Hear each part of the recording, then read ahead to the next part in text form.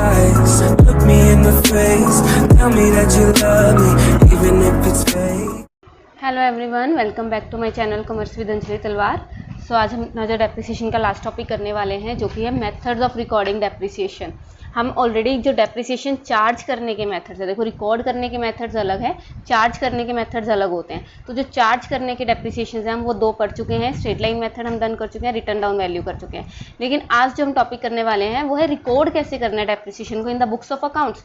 तो उसके लिए दो मेथड हैं। फर्स्ट मेथड जिसमें हम एसेट अकाउंट में ही डेप्रिसिएशन लगाते हैं, जो अभी तक हमने पढ़ा वो यही था कि हम क्या कर रहे थे, एसेट अकाउंट बना रहे थे और इस साइड हम बाय डेप्रिसिएशन हर साल के एंड में लगा रहे थे, यही कर रहे थे ना। तो ये यही था, by charging to asset account. और सेकंड मेथड क्या होता है, कई बार जो बड़ी बड़ी कंपनीज हैं वो अलग से प्रोविजन फॉर डेप्रिसिएशन अकाउंट बनाती हैं। उस टाइम पे हम एसेट के अकाउंट में डेप्रिसिएशन नहीं लिखते, हम किसके अकाउंट में डेप्रिसिएशन लिखते हैं, प्रोविजन फॉर डेप्रिसिएशन अकाउंट।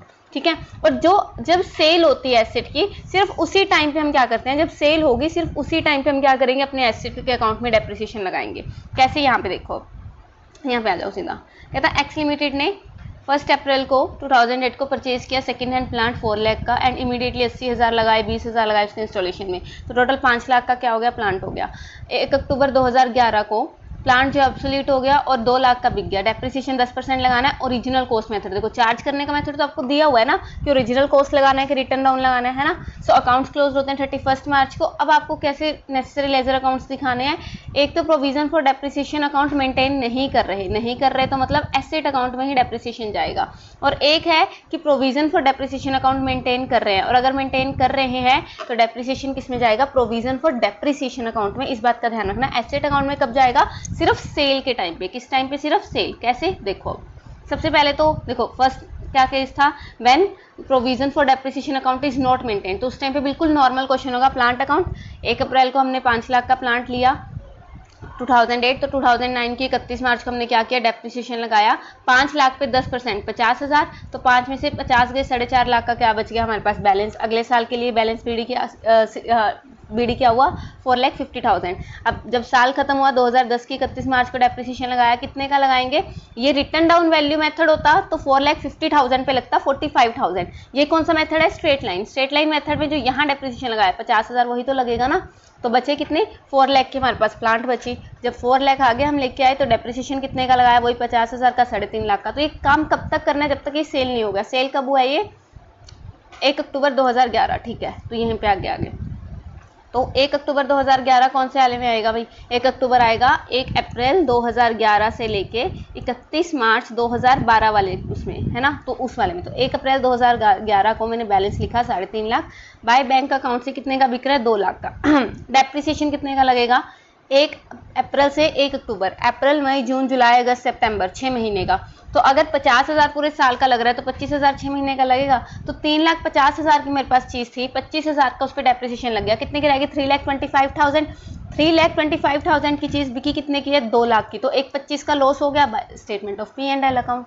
ये तो बिल्कुल इजी था जो अब तक करते आए थे। तो जब प्रोविजन फॉर डेप्रिसिएशन नहीं बनेगा तो प्लांट अकाउंट में ही हम डेप्रिसिएशन को लिखेंगे, जो अब तक हम करके आए थे। ठीक है। लेकिन सेकंड केस देख लो सॉरी, सेकंड केस में प्लांट अकाउंट जब बनाएंगे, जब प्रोविजन फॉर डेप्रिसिएशन बनाना है, उस टाइम पे हम इस पे कोई डेप्रिसिएशन नहीं लगाएंगे। देखो 5 लाख की चीज़ ली, बाय बैलेंस सीडी 5 लाख, आगे फिर to balance b d 5 lakh, by balance c d 5 lakh, to balance c d 5 lakh, by balance c d 5 lakh. हमने क्या किया, जब तक ये चीज़ सेल नहीं हुई तब तक उसके बैलेंस को चेंज ही नहीं किया।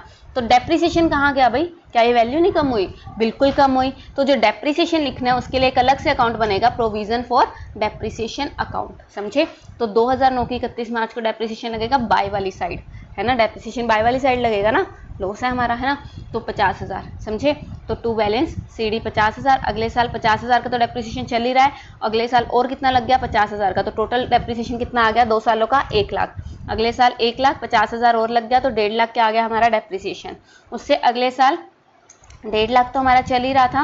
उसके बाद 1.5 लाख जो डेप्रिसिएशन चल ही रहा था उस पर हमने क्या किया बेटा, उस पर डेप्रिसिएशन लगाया 6 महीने का, क्योंकि 1 अक्टूबर को चीज़ सेल हो रही है तो डेप्रिसिएशन तब तक का लगेगा जब तक सेल। तो 25,000, तो टोटल डेप्रिसिएशन आज तक का मशीनरी पे कितना निकल आया, 1,75,000। तो जो ये आज तक का 1,75,000 आ गया वो हम किस में डालेंगे, एसेट अकाउंट में जब इसकी सेल करेंगे। देखो एसेट अकाउंट में 1,75,000 किस में आया, बाय डेप्रिसिएशन।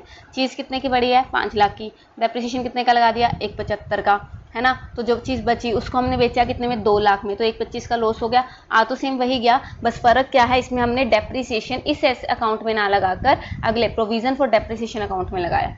समझे, इजी। ये था आपका टॉपिक कौन सा, रिकॉर्ड कैसे करते हैं हम डेप्रिसिएशन को। तो उसके 2 मेथड है, एक तो हम कर ही रहे थे, दूसरे में बस प्रोविज़न बनाना है। और प्रोविज़न का ये ध्यान में रखना कि लगेगा सेम वही नॉर्मली, बस जब सेल होगा उस टाइम पे हम क्या करेंगे, सेल वाला हम किस में लेके जाएंगे, एसेट अकाउंट में, ठीक है। बाकी कोई भी एसेट अकाउंट में नहीं जाएगा।